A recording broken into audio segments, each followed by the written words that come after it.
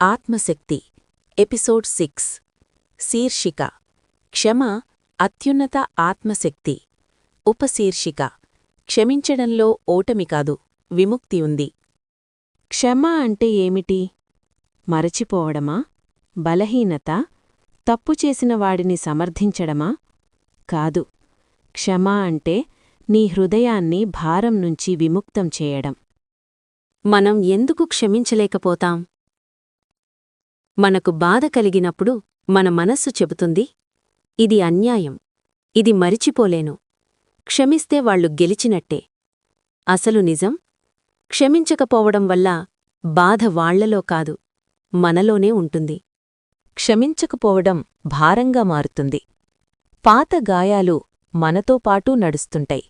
ప్రతి ఆలోచనలో, ప్రతి స్పందనలో, ప్రతి సంబంధంలో అవి మన జీవితాన్ని భారీగా మారుస్తాయి. క్షమించకపోవడమంటే గతాన్ని వర్తమానంలో మోసుకురావడం. క్షమ అంటే అవగాహన. క్షమ అంటే తప్పును ఒప్పుకోవడం కాదు. క్షమ అంటే వాళ్లు కూడా తమ అవగాహన స్థాయిలోనే పనిచేశారు. వాళ్ల ప్రవర్తన వాళ్ల బాధను చూపిస్తుంది. ఇది అర్థమైన క్షణంలో కోపం కరుగుతుంది. క్షమశక్తి ఎప్పుడు పుడుతుంది? నువ్వు ఇలా అనగరిగినప్పుడు, ఇది నాకు జరిగింది, కాని ఇది నేను కాదు. ఈ స్పష్టత వచ్చినప్పుడు నీవు బాధకు అతీతంగా నిలబడతావు. నీవు నీ ఆత్మశక్తిలోకి ప్రవేశిస్తావు. ఇదే అత్యున్నత బలం. క్షమా సాధన. కళ్ళు మూసుకో. నీకు బాధ కలిగించిన వ్యక్తిని గుర్తుచేసుకో. వాళ్ల ముఖం కనిపించనివ్వు. ఇప్పుడు నెమ్మదిగా ఇలా చెప్పు, నీ అవగాహనా స్థాయిలో నువ్వు చేసింది ఇదే. నేను ఈ భారాన్ని ఇక మోసుకెళ్లను. నేను నన్ను విముక్తం చేసుకుంటున్నాను. ఇది వాళ్లకోసం కాదు, నీ శాంతి కోసం. క్షమ నుంచి ప్రేమ.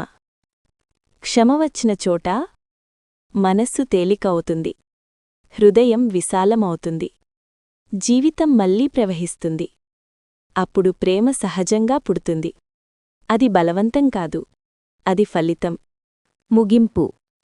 క్షమించడమంటే నిన్ను నీవు గాయపరుచుకున్న గాయాన్ని సున్నితంగా వదిలేయడం. నువ్వు గెలవడం కాదు, నువ్వు ఓడిపోవడం కాదు, నువ్వు విముక్తమవుతున్నావు. ఎందుకంటే నువ్వు బాధ కాదు, నువ్వు కోపం కాదు, నువ్వు పాత గాయం కాదు, నువ్వు క్షమించగలిగే ఆత్మశక్తి. Friends, please subscribe, like, share and comment మన ఛానల్.